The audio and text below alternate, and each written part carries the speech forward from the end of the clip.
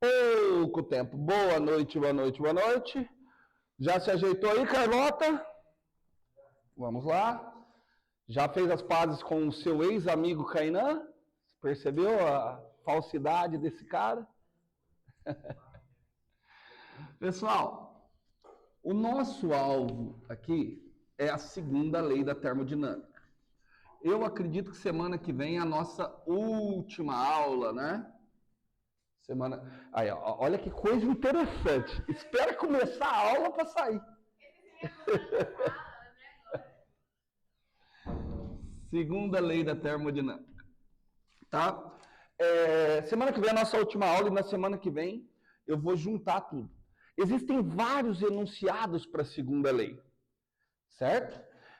Só que esses vários enunciados, apesar de não parecer, todos eles estão falando a mesma coisa.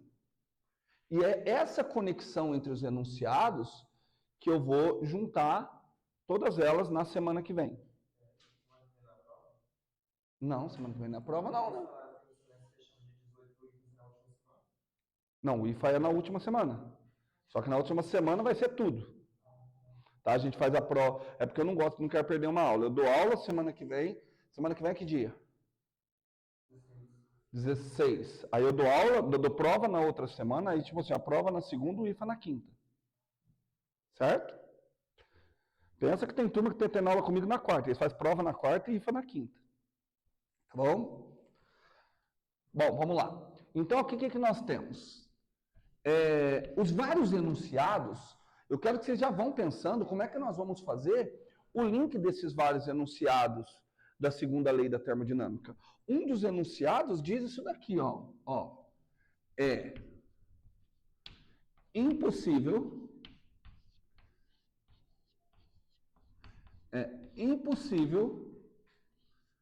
calor, que é aquela forma de energia, fluir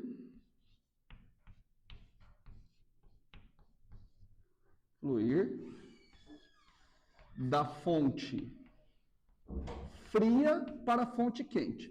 Aqui estamos com um termo cotidiano, né? Mas entenda por fonte fria aquela menor temperatura, né? Da fonte fria para a fonte quente. Deixei um espação aqui, hein? Vamos tentar raciocinar. Por que motivo vocês acham que eu deixei esse espação? Porque tem que ter uma palavrinha ali. Qual a palavrinha que está ali?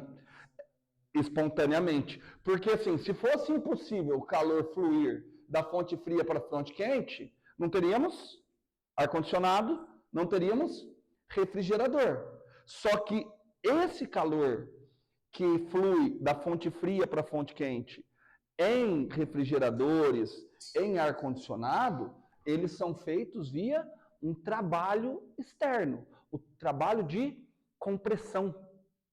Por isso que um ar-condicionado, por isso que uma geladeira tem um compressor. Tudo bem? Eu vou explicar isso mais detalhadamente. Só estou colocando o enunciado. Então aqui está faltando a palavrinha espontaneamente. Esse é um dos enunciados. Alguém lembrou outro?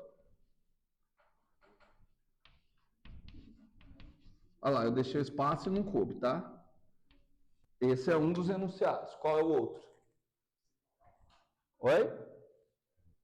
Não, esse é um outro, né? Esse é um outro. Esse é legal que os enunciados da segunda lei é tudo sobre impossibilidades, né? Tudo bem? Outro é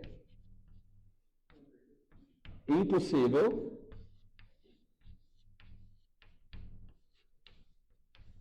eu vou completar o que não aparece em geral nos enunciados, tá? É impossível uma máquina térmica, uma máquina térmica é uma máquina que usa basicamente do calor para produzir trabalho.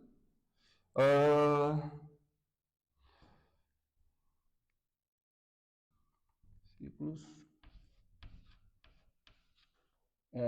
Sim. que transforme, vou colocar o transforme entre aspas,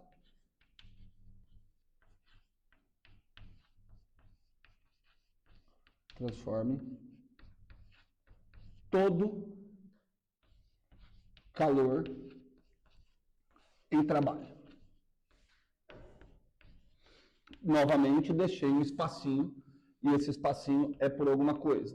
Tá? Se vocês pegarem lá no livro do Nussens Vai, ele está escrito da seguinte forma: é impossível uma máquina térmica cuja única função seja transformar trabalho em calor.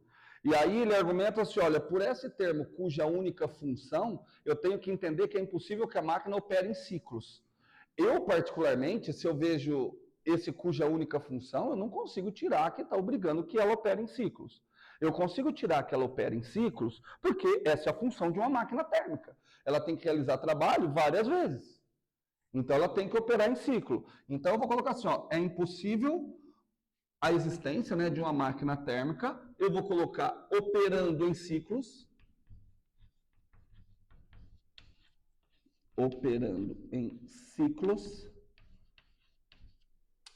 ok?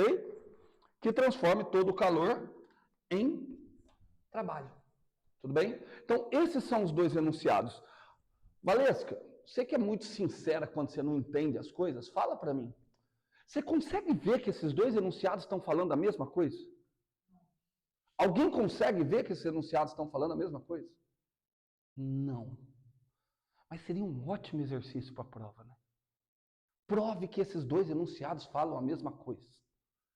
Quando eu estou querendo dizer prove que eles falam a mesma coisa, é se justificar que a partir disso eu concluo isso. E que a partir disso eu concluo aquilo.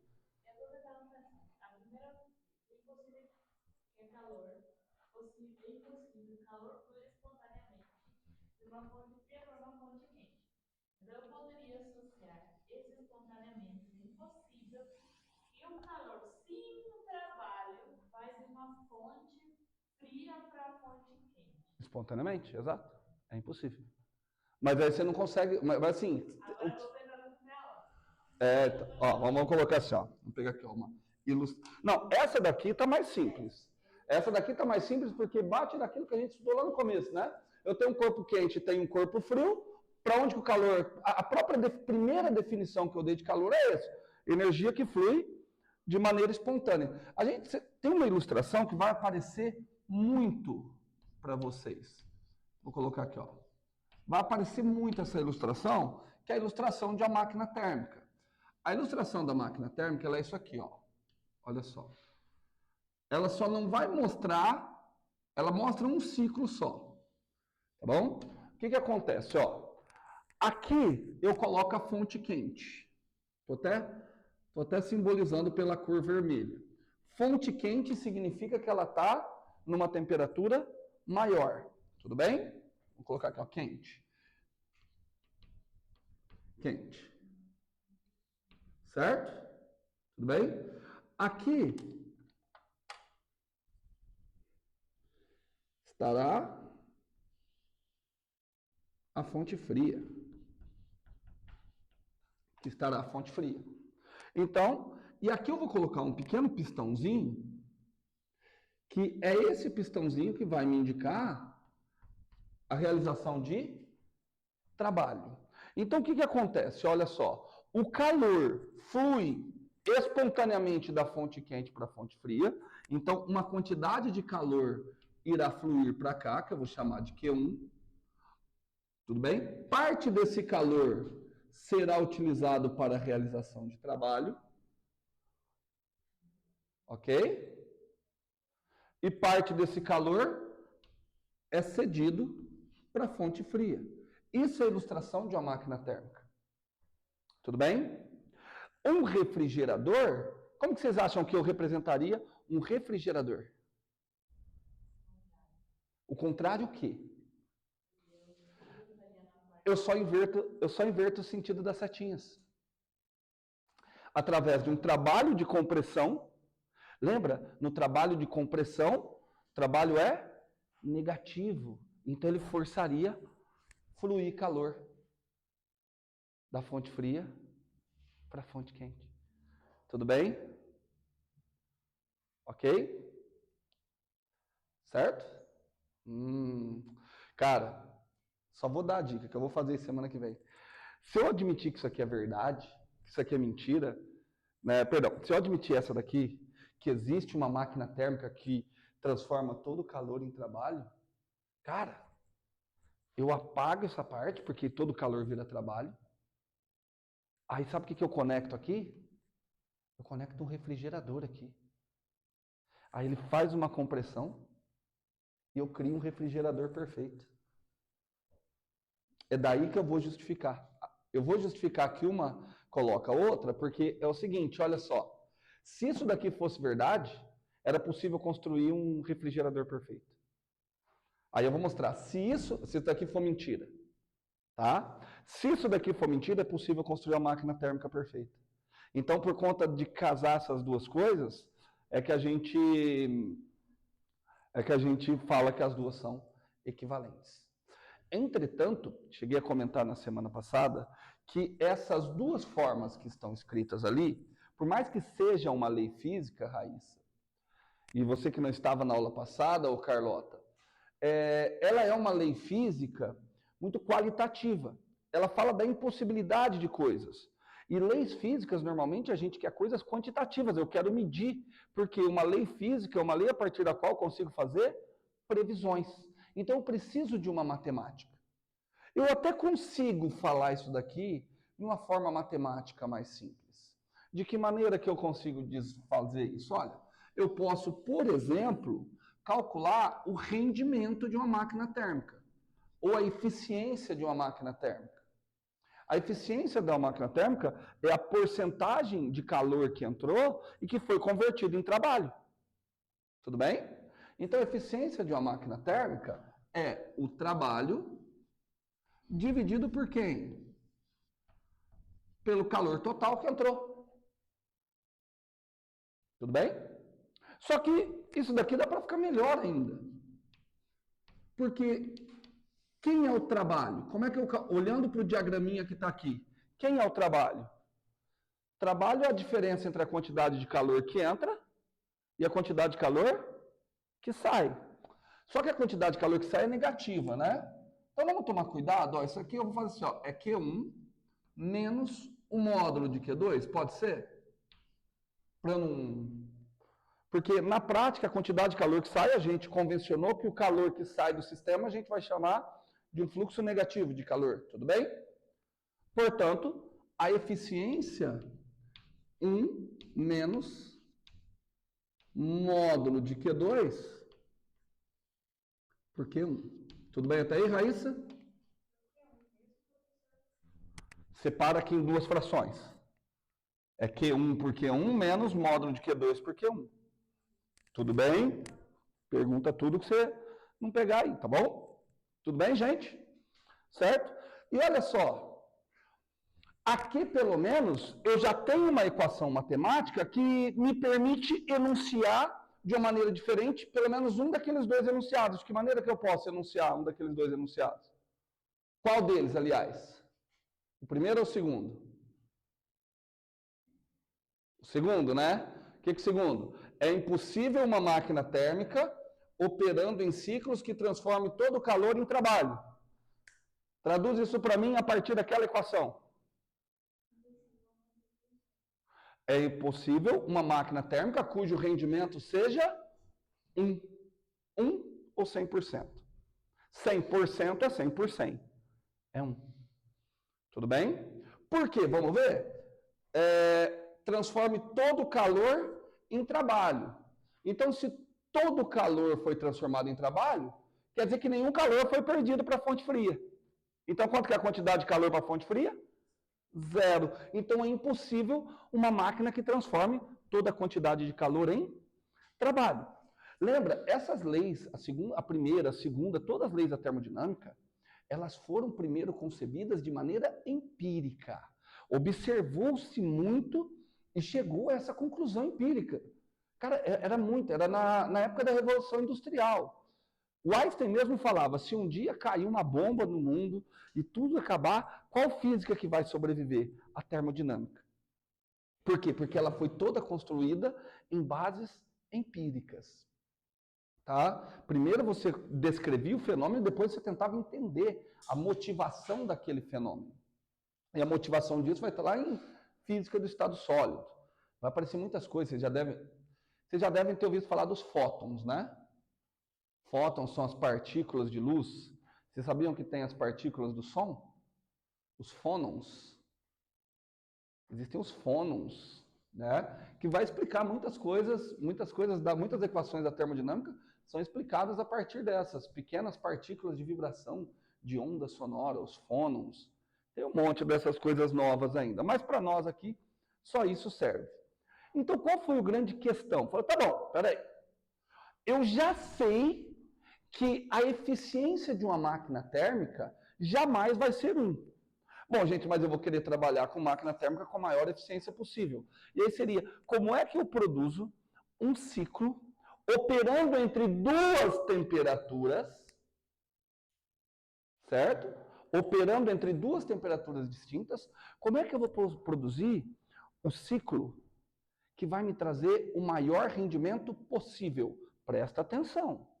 O maior possível. Não é 100%. Porque 100% eu já sei que é impossível. Tudo bem? E aí, assim, bom, peraí, a pergunta está dada. A pergunta está dada. Onde é que eu vou representar? Gente, até por um erro da prova, o diagrama PV é o diagrama onde eu represento todas as transformações gasosas. Nós estamos trabalhando com gases. É o diagrama PV. Quando eu falo uma integral de caminho, é um caminho no diagrama PV. É dizendo quais são os valores da pressão e quais são os valores do volume. Tudo bem? Então, o que acontece? Espera aí. Eu tenho aqui um diagrama PV. Vamos lá. Aqui eu tenho um diagrama PV. Tá? Eu vou fazer alguma coisa que opere em ciclos, produza um trabalho que tem que ser o quê? Trabalho positivo ou negativo? Positivo, porque primeiro eu quero um trabalho de expansão, eu quero uma máquina térmica, não quero um refrigerador. Tudo bem? Então, o gás tem que realizar trabalho, certo? De modo que ele produza o maior trabalho possível. Se ele vai produzir o maior trabalho possível, eu tenho que evitar perdas de energia por atrito. Eu tenho que, ao máximo, evitar perda de energia via calor. Certo? Eu tenho que evitar ao máximo que tenha calor saindo. Tudo bem? Então, ele vai ter que operar, e ele tem que operar entre 2 temperaturas. Então, a primeira coisa que eu pensaria é o seguinte, cara, não seria interessante ele operar entre 2 isotermas? Por que entre 2 isotermas? Porque se eu fizer a primeira expansão variando a temperatura, se tem variação de temperatura, tem o quê? Tem saída de mais calor. Não só o calor que saiu da fonte quente para cá. Entendeu? Porque se estou a diferentes temperaturas, tem um outro calor que vai fluir espontâneo e você não vai conseguir aproveitar. Então eu vou fazer esse trabalho ao longo de 2 isotermas. Como eu quero que o trabalho seja positivo, a primeira isoterma tem que ser uma expansão. Todo mundo de acordo? E a segunda isoterma? Uma compressão. Tá vendo? Porque nessa forma o trabalho é positivo, porque o trabalho, se eu calcular a área aqui de cima está maior. Como aqui é um trabalho de compressão, esse trabalho é negativo. Só que do jeito que está ali ainda não está um ciclo. Eu preciso fechar o ciclo. Agora raciocina comigo. Qual é a melhor maneira de eu fechar o ciclo de modo que não haja perda de energia? Fechar o ciclo significa que eu tenho que sair da temperatura maior e ir para a temperatura menor. Qual a melhor maneira? Sem perda de calor. Se é sem perda de calor, qual a curva que indica que não tem perda de calor? Adiabática. Tudo bem? Ó, essa daqui é uma isoterma. Se vocês se lembrarem, a equação da isoterma é P, eu vou chamar P1, vou chamar de P, V é igual a uma constante que eu vou chamar de C1. Aquela constante depende da temperatura. Isso daqui também é uma isoterma. E aí, meu santo Deus, gente, na parte da prova em casa, o que vocês aprontaram? O que vocês aprontaram? Eu já vou falar. Só me diga, como é que seria a equação da isoterma de baixo? PV igual a C2. Simples assim, porque é isoterma. Equação de isoterma é PV igual a constante. P vezes V igual a C2. Como é uma equação, P e V não são os mesmos. E aí, para fechar o ciclo, eu fecho através de duas adiabáticas. Uma de expansão e uma de compressão. Alguém, por favor, me dê uma equação para aquela adiabática. Uma equação para aquela adiabática? Vamos analisar? P vezes V elevado a gama igual a uma constante. Essas são as equações de adiabáticas. Lembra aquele gama? Se for um gás monoatômico, 5 meios. Se for um gás... 5 meios, né? Nem lembro. Se for um gás diatômico, 7 meios. Então eu deixo gama. Tudo bem? Aí a questão da prova era o seguinte. Dê uma possível equação para essa adiabática. Me dói no coração. Se a equação dessa adiabática é P vezes V elevado a gama igual a constante, como é que é a equação da outra adiabática? P vezes V elevado a gama igual a quem? A uma outra constante. Simples assim. Tudo bem? Agora, dá para saber qual das constantes é maior? Na diabática de compressão ou na diabática de expansão? Aqui dava para eu saber qual é maior, porque aqui era moldado por quem? Pela temperatura. Só que aqui não dá para moldar pela temperatura, porque a temperatura não é constante. Volume não é constante. E aí? Aqui eu tenho menores valores de pressão, né? Entretanto, eu tenho maiores valores de volume. E agora?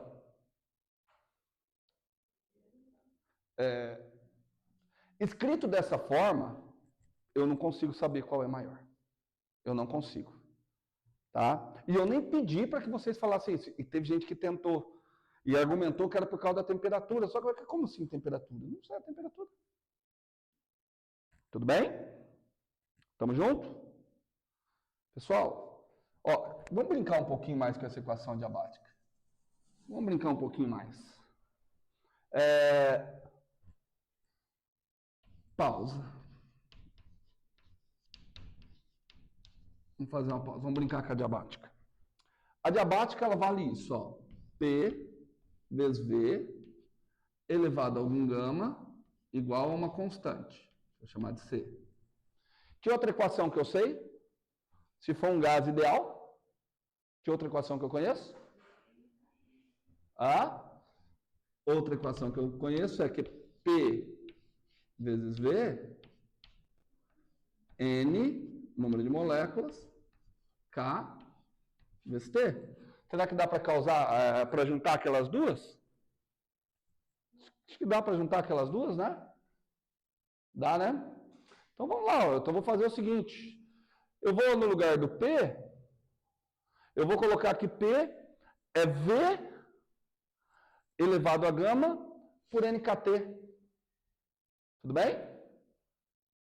Tudo bem, Leandro? Tudo bem mesmo? Raíssa, eu vou bem depressa, mas não entendeu, eu volto. Muitas vezes eu vou depressa justamente para treinar o cérebro de vocês, tá bom? Mas não entendeu? Ó, no lugar do P, ó, o V eu vou deixar. Isso aqui é V elevado a gama. No lugar do P, quem eu vou pôr? NKT sobre V. Tudo bem? Certo? Eu vou pôr NKT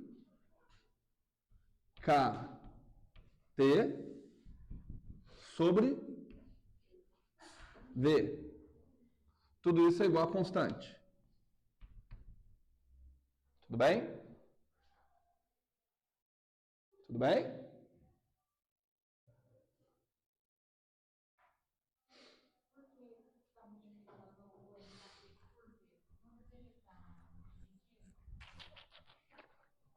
Vamos lá.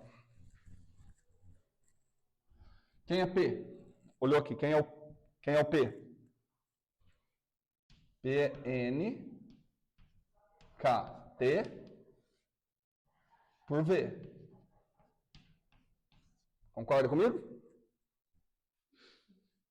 Tudo bem, ó. É como se eu passasse o V dividindo, só inverti o sinal da igualdade. Então, eu vou substituir aqui. Onde tem P, eu vou colocar N, K, T, por V. Tudo isso vezes... Ó, esse aqui é o P. Certo? Tudo isso vezes V elevado a gama igual a C. Tudo bem? Certo? NK é constante. Eu vou passar dividindo, não estou interessado no valor. Vai ficar constante dividido por constante, vai dar uma outra constante. Tudo bem? Então, ó, do lado de lá, ó, o que vai ficar do lado de lá? Uma outra constante que agora eu vou chamar... Ah, K não pode, né? Vou chamar essa outra constante de C'. Tá? Passei o NK dividindo. Ok? Tamo junto? E aí, como é que ficou então? O que ficou do lado desse lado aqui? T vezes V elevado a gama é igual? Ó, do lado de cá, ó, o que sobrou? T V elevado a gama menos 1. O que eu fiz? Divisão de potência de mesma base. Mantém a base, subtrai os expoentes. Certo? Tudo bem? Isso aí é só para a gente poder brincar um pouquinho aí com as equações e ver o que a gente acha. Certo? Por que eu fiz isso? Vou precisar daquilo ali. Que jeito que eu construí isso aqui? Qual foi a minha argumentação para construir isso aqui, que é o ciclo de Carnot? Ciclo de Carnot, 2 isotermas e 2 adiabáticas. Mas qual foi a minha argumentação para construir o ciclo de Carnot? Maior eficiência possível. Então, eu tenho que dar qual é a maior eficiência possível. Tá? Maior eficiência possível. Não tem entrada de calor ao longo das adiabáticas. Por onde que o calor entra? Através de qual daquelas curvas? Não pode ser das adiabáticas, só pode ser das isotérmicas. Das isotérmicas. Qual isoterma o calor entra? Só pode ser a vermelha, ele entra na de maior temperatura. Então eu consigo calcular o calor total que entra. Eu sei o calor total que entra. Porque nessa isoterma, quanto que variou a energia interna? 0. Se eu escrever assim, ó, nessa isoterma, pela primeira lei da termodinâmica, isso aqui é mais trabalho 1, certo? Tá bom? Só que como é uma isoterma, isso aqui é 0.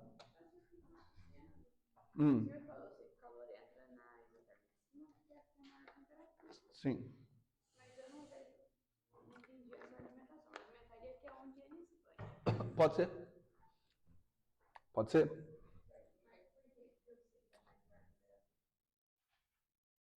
Não, eu falei que é na de maior temperatura, mas não por ser a de maior temperatura, justamente por ser um trabalho de expansão. Certo? Entenderam o que a Maria falou? Ela falou assim, o fato de ser de maior temperatura garante que ele expande? Se for uma máquina térmica, sim, mas poderia ser um refrigerador. Então, o que garante que o calor está entrando? O fato de ser um trabalho de expansão. Se é um trabalho de expansão, esse trabalho vai ser positivo. Esse trabalho sendo positivo, indica que o calor é positivo. Calor positivo, trabalho de expansão. Tudo bem? Vamos marcar pontos aqui para ficar mais fácil. A, B, C, D. Certo? Por que eu fiz isso? Eu sei calcular o trabalho ao longo de adiabática, não sei? Como é que se calcula o trabalho?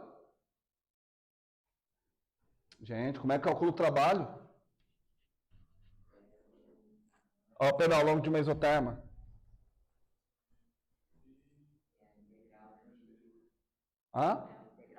Integral de PDV.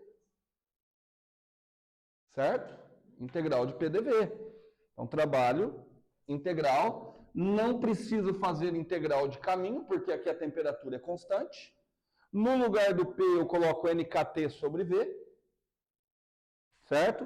Desde o volume A ao volume B. PDV, né? Aqui está o DV. Quem é a pressão? Está ali, ó, a pressão. N, K, T. Vou chamar de T1 sobre V. T1 porque a temperatura aqui, ó, ao longo daquela vermelhinha que é a constante. Tudo bem? Aquilo ali sai da integral, o NKT sai da integral. Vai ficar a integral de 1 sobre VdV. Quem é a integral de 1 sobre TdV? Primitiva, aliás. Ln. Então vai ficar Ln de VB menos Ln de VA.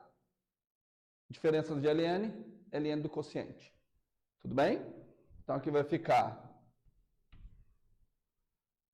NK T1 Ln de quem?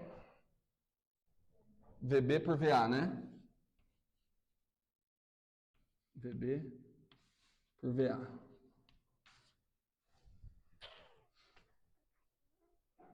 Tudo bem? Certo? Com muito cuidado, eu posso utilizar, não vou fazer tudo, mas eu posso utilizar uma argumentação bem parecida e calcular a quantidade de calor Q2. Não existe motivo para ser muito diferente daquilo ali. Como é que vai ficar a quantidade de calor Q2? Também ao longo da curva 2 é uma isoterma, certo? Só que temperatura menor. Então como é que vai ficar?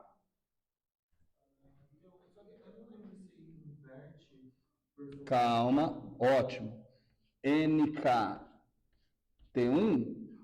o trabalho vai de quanto a quanto? De VC a VD.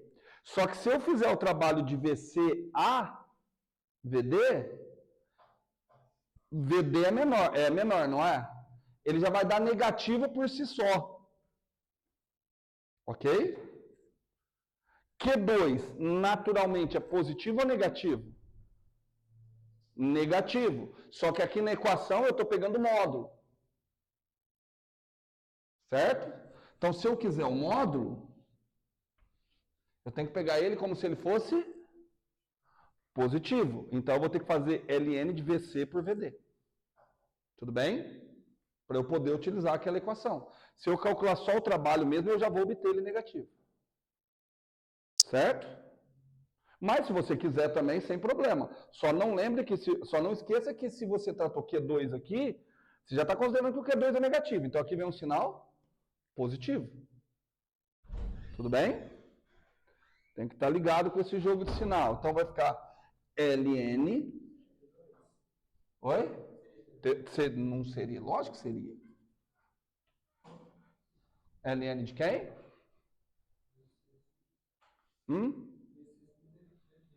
VC sobre VD. Estamos quase acabando. Quando é diabático, é porque ele não vai perder nem ganhar energia via calor, não é? Ou ele pode Não vai ter transferência de energia via calor. Beleza. Mas como que ele vai mudar a temperatura se ele não vai... Você continua com aquele negócio de que mudança de temperatura tem relação com calor. Mas ele não tem que mudar a temperatura para ir para... Sim, e quem falou que só muda a temperatura com transferência de calor? Em que momento isso foi comentado? Temperatura está relacionado com o quê? Aqui que está relacionado a temperatura. Aqui está relacionado a temperatura. Grandeza, temperatura é o quê? Energia. Então, mudar a temperatura tem que mudar a energia. Para mudar a energia, tem que transferir energia. De quantas maneiras que eu transfiro energia para um sistema? Duas. Calor ou trabalho. Raspa aqui. Não vai esquentar o teu braço? Se a gente transferisse calor, se a gente aumentasse a temperatura exclusivamente via calor, você não criava fogo atritando duas coisas. Certo? Eu costumo dizer, e esse é um negócio que vocês vão enfrentar a hora que vocês forem dar aula. Qual que é a grande dificuldade de física? Uma das grandes, talvez a primeira grande dificuldade de física, é vencer as percepções intuitivas. Porque a gente cresce com... Essa é uma percepção. Se aumentou a temperatura, teve calor. Se aumentou a temperatura, teve calor. Não é. Outra percepção. Força é... Se tem força, tem que ter velocidade. Se tem velocidade, tem força. E não é verdade. A velocidade, o corpo se mantém naturalmente. Né? Lei da inércia. Então, e isso é só com muito estudo. Certo? Então, vou fazer o seguinte, ó. Vamos tentar, porque assim, ó, eu estou de olho aqui, já eu não quero apagar aquela parte, eu quero esse trecho aqui, ó. Módulo de Q2 pelo módulo de Q1. Vamos tentar? Módulo de Q2. Cuidado. Isso daqui é eficiência para qualquer máquina térmica. Eu estou querendo calcular a eficiência para uma máquina de Carnot. E a máquina de Carnot, ela me dá a máxima eficiência possível para uma determinada máquina térmica. O que caracteriza uma máquina térmica? Paguei. A temperatura da fonte fria, a temperatura da fonte quente e a temperatura da fonte fria. Então, o questionamento, a máquina de Carnot, ela responde ao seguinte questionamento. Olha, dado uma fonte quente e uma fonte fria, como que eu construo uma máquina térmica que vai me dar a melhor eficiência possível? Ok? Então, vamos tentar. Então, é isso que eu estou fazendo. Em uma máquina de Carnot, Q2 vai ser em uma máquina de Carnot em que um dos elementos é um gás ideal, né? NK, LN, VC, tô certo? Por VD. Dividido por... Opa, quem que faltou aqui? T2, né? Aqui vai ficar T1, NK, LN, V quem por V quem? VB por VA? É isso? VB por VA.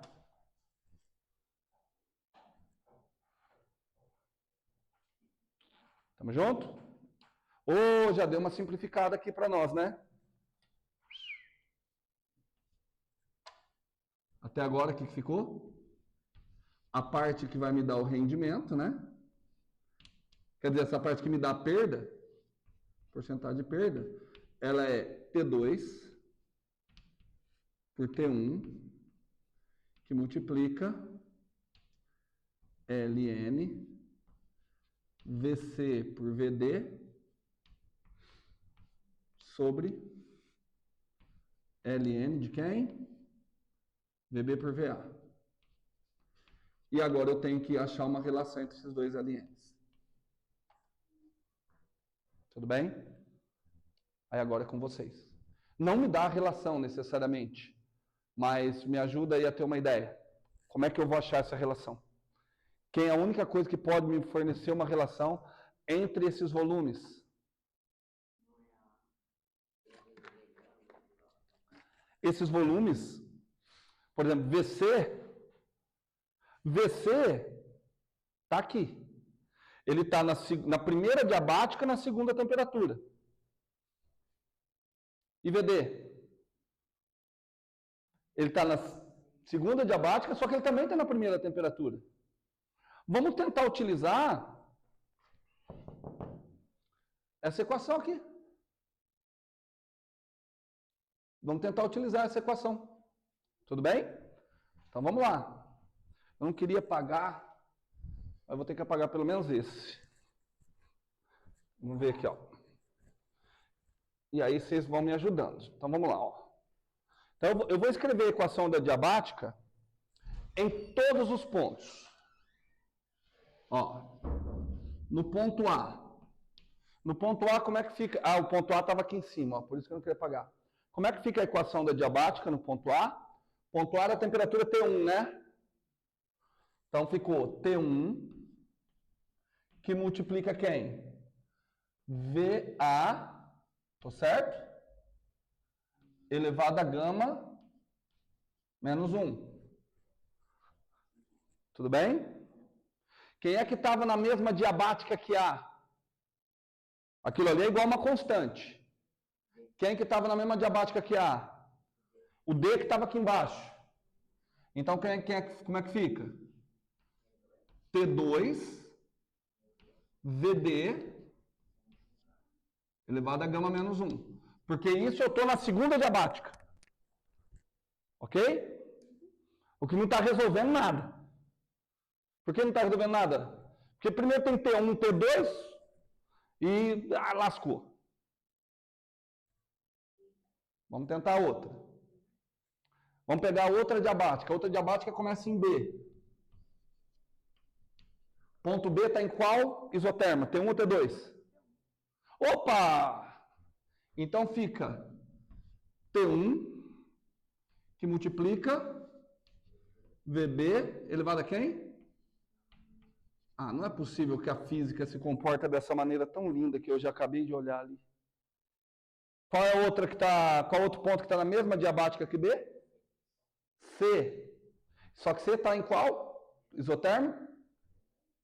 Gente, olha que coisa linda, cara. T2, VC, elevado a gama menos 1. Aí, agora vem a parte que vocês têm que ser ninjas. Dá uma olhada no LN. No LN, quem é que você quer? Você quer VC por VD. Só que você também quer quem? VB por VA. Sabe o que eu posso fazer? Eu posso pegar a equação de baixo e fazer o quê? Dividir pela de cima. Certo? Se eu pegar de baixo e dividir pela de cima, vou até dar nome, ó, B. Ó, dividindo.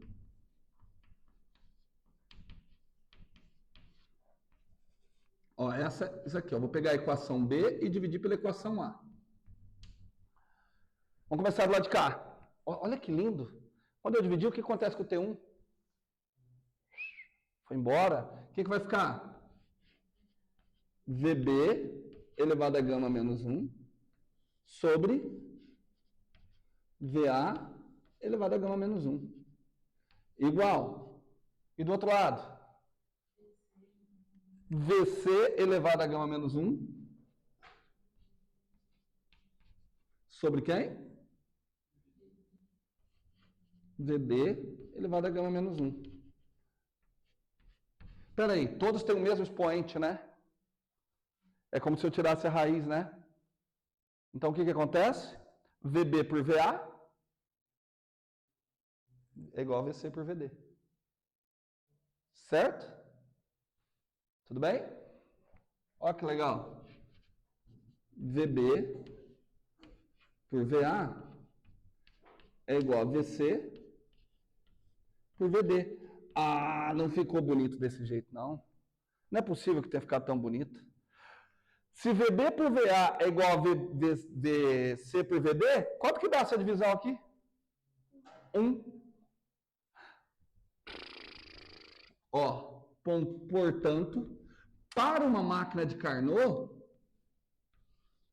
módulo de Q2 por Q1 é igual à temperatura da fonte fria dividido pela temperatura da fonte quente.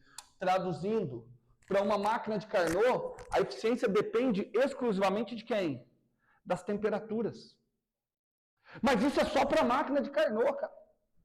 Então, se você quer uma máquina com a máxima eficiência possível, essa máquina tem que operar entre duas isotermas, com duas adiabáticas, e a eficiência dela vai depender exclusivamente da temperatura da fonte quente e da temperatura da fonte fria.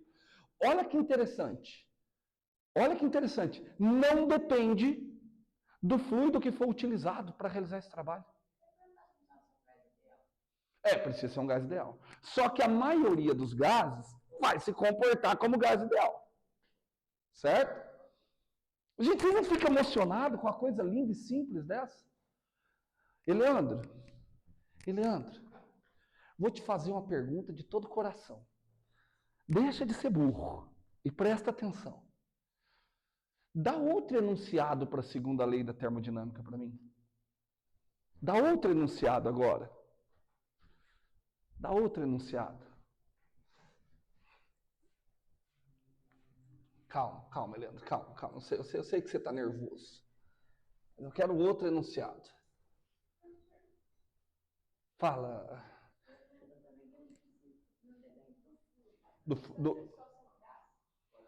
Fluido eu quis dizer. Porque assim, o que é um fluido?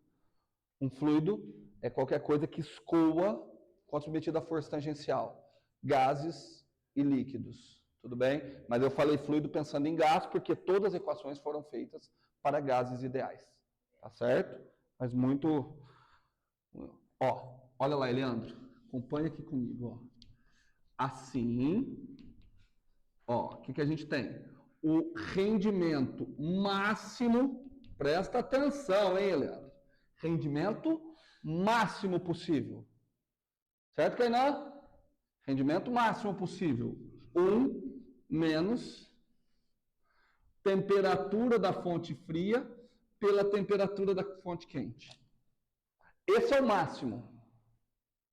Agora raciocina comigo, por favor. Me dá um outro enunciado para a segunda lei da termodinâmica. Me dá um outro enunciado. Vamos lá. Um equivalente. É impossível uma máquina terma operando em ciclos que transforme todo o calor em trabalho. É impossível que o rendimento dela seja 1. Tudo bem? Todo mundo está de acordo que esse enunciado é a mesma coisa que eu dizer que é impossível a máquina térmica que o rendimento seja 1. Olha para a expressão. O que é impossível, então? Não, mas se a temperatura fria for igual a quente, vai dar 0. Seja 0. Traduzindo, é impossível atingir o zero absoluto. Porque, vamos pensar, se fosse possível atingir o zero absoluto, bastaria eu pegar alguma coisa que está zero absoluto e eu produziria uma máquina térmica com 100% de eficiência. Porque olha aqui, para ser 100% de eficiência aqui tem que dar 1. Tudo isso teria que dar 0. Para tudo isso dar 0, T2 tem que ser 0. Então é impossível o T2 chegar a 0. É isso daqui que garante a possibilidade de uma escala absoluta termodinâmica. Certo? Entenderam? Vocês viram quantos enunciados distintos a gente tem? Certo? Esse é o rendimento máximo. Qual é o rendimento de uma máquina térmica normal? 1 menos módulo de Q2 por Q1. Se eu não quiser trabalhar com módulo de Q2, o que eu coloco? Coloco mais. Certo? Tudo bem? Esse é o rendimento máximo. Por quê? Porque eu tratei ela num ciclo de Carnot. E aí eu vou falar disso mais para frente. O ciclo de Carnot é um processo reversível. Tá bom? O ciclo de Carnot é um processo reversível. Não o ciclo todo, mas as curvas são processos reversíveis. Eu consigo fazer trabalho ao longo de isotérmicas e ao longo de adiabáticas e rever todo o calor perdido, rever tudo isso. Tá ok? Que horas agora? 8h26. Só um spoilerzinho de outra coisa que eu vou fazer na aula que vem. O que eu posso dizer desses dois rendimentos? Eu posso dizer que esse rendimento é sempre o quê? Esse rendimento é sempre o quê? Maior. Se esse é o máximo, esse rendimento é sempre maior que esse. Sim, todos são menores que 1. Mas comparando os dois, tudo bem? Ou seja, 1 menos T2 por T1 é sempre maior ou igual 1 mais Q2 por Q1. De acordo? Tudo bem? Tudo bem. Conclusão. 1 cancela. Certo? Vou passar o Q1 multiplicando, vou passar o Q2 dividindo, porque eu quero todos os índices iguais juntos. Tudo bem? Certo? Então, como é que vai ficar? Menos Q1 por T1 maior ou igual que Q2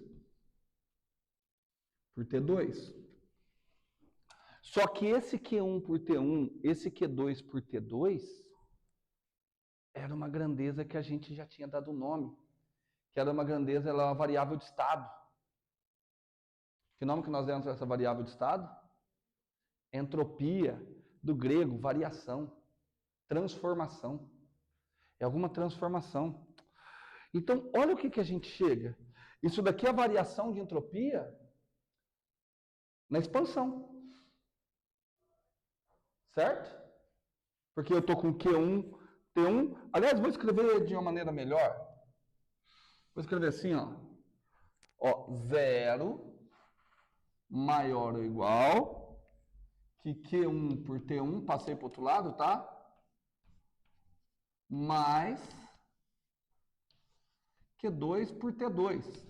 Só que eu deixei tudo daquele jeito, e ainda vou explicar mais a entropia. Q1 por T1 é a variação da entropia ao longo da expansão, tanto a diabática quanto a... Na realidade, nem na diabática não tem, que o Q1 na diabática é 0, né? Tudo bem? Mas eu posso dizer... E o Q2 por T2 é a variação da entropia. Ou seja, isso daqui eu vou discutir mais ainda, eu só estou dando um spoiler. 0 é maior ou igual que a variação da entropia no ciclo. Porque eu fiz na expansão, tudo bem? No ciclo. Peraí, mas então quer dizer que o sistema começou com uma certa entropia, que é a variável de estado. O sistema começa com uma certa entropia. Vai, volta. O que acontece com a entropia dele na hora que ele volta? Se a variação deu negativa, o que aconteceu com a entropia no fim? Diminuiu. Certo? A entropia diminuiu. Mas entropia não é uma variável de estado? Quanto deveria dar? Teria que dar 0. Mas ela dá 0. Em que situação que ela dá 0? Ciclo de Carnot. Porque assim, aqui está menor ou igual a 0. Em que situação que a variação da entropia dá 0? Em processos reversíveis. Tudo bem? Tudo bem? Tudo bem? Porque, olha aqui, Maria. Eu estou com maior ou igual a 0. Em que situação que prevalece o igual? Quando é o ciclo de Carnot. Certo? O igual é quando é um ciclo de Carnot. Ou seja, ciclo de Carnot é um processo reversível. Então, a variação da entropia ao longo de um ciclo é zero em processos reversíveis. Em processos irreversíveis, a variação da entropia no ciclo, ela é negativa. Mas peraí, como assim, gente? Como assim? Vamos fazer uma pausa. Vamos fazer uma pausa. Meu Deus do céu, não é possível isso. Aqui eu tenho meu sistema. Aqui o sistema. Certo? Sistema. E aqui o universo. O meu sistema, não sei se ele vai fazer um processo... eu não sei se ele vai fazer um processo reversível ou irreversível. Tá? Mas eu sei que um trabalho cíclico menor ou igual a zero. Vamos pegar o caso mais geral. O caso mais geral é provável, o caso mais provável, que o processo seja reversível ou irreversível. Quando eu falo reversível ou irreversível, eu estou querendo dizer o seguinte, ó, pega na parte da isoterma. Na parte da isoterma, todo o calor transformou em trabalho. Isso significa que eu consigo fazer um trabalho de compressão ao longo da mesma curva e devolver essa quantidade de calor para o sistema. Concorda que tanto a expansão quanto a compressão, se eu fizer a quantidade de calor envolvida na ida e na volta vai ser a mesma, só que de sinal contrário? Isso é um processo que é reversível. A maioria dos ciclos, o processo é irreversível. Tudo bem?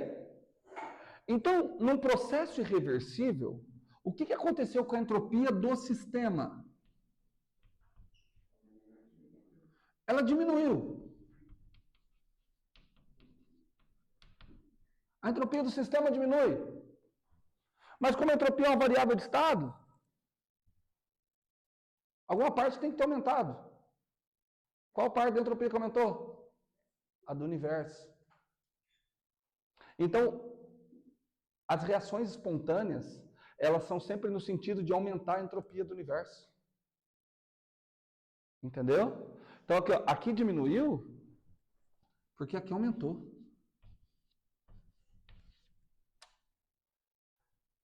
Cara, nós temos tanto problema de conservação de energia, porque a energia sempre se perde. A entropia não. A entropia é uma grandeza que está sempre crescendo. Sempre, sempre, sempre a entropia do sistema cresce. A entropia do sistema não. A entropia do universo está crescendo. Certo? Isso daqui porque eu peguei ao longo de um ciclo. Se eu pegar ao longo de pequenos trechos, vocês vão ver que as coisas espontâneas,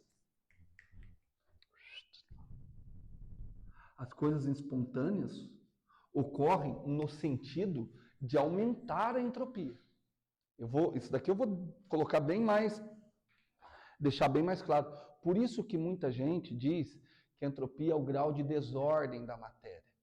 Porque naturalmente as coisas tendem a ficar mais organizadas ou mais desorganizadas? Mais desorganizadas. Entendeu? Vamos pegar um exemplo de um sistema que a entropia claramente aumenta? Expansão livre. Certo? Na expansão livre, o que acontece? O sistema passa a ocupar um espaço bem maior. Tá? Mas isso fica assunto para a aula que vem. Por hora, só tenha a noção que isso daqui, ao longo de um ciclo reversível ou irreversível, a entropia do sistema diminui. Certo? De modo que a entropia do universo aumenta. Fala.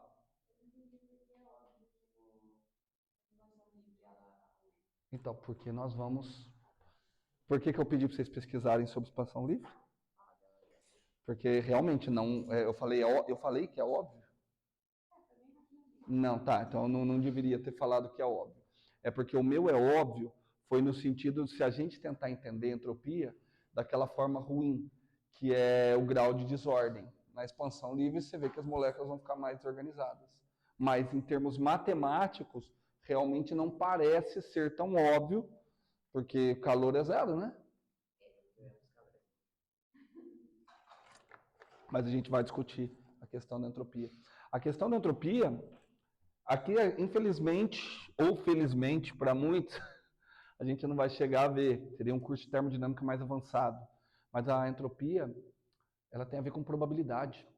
A entropia, ela é uma medida estatística da probabilidade de eu encontrar uma molécula num certo estado. E aí você tem que calcular todos os estados possíveis.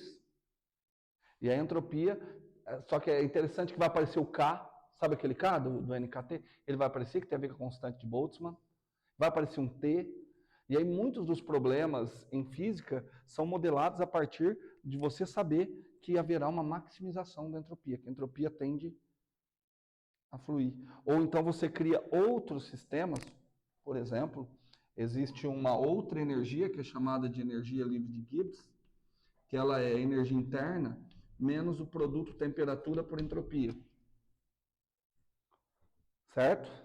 Aí você pensa comigo. Qual que é a tendência de qualquer movimento espontâneo? A entropia aumentar. Espontâneo, a entropia aumenta. Se a entropia aumenta, o que acontece com a energia livre de Gibbs? Diminui.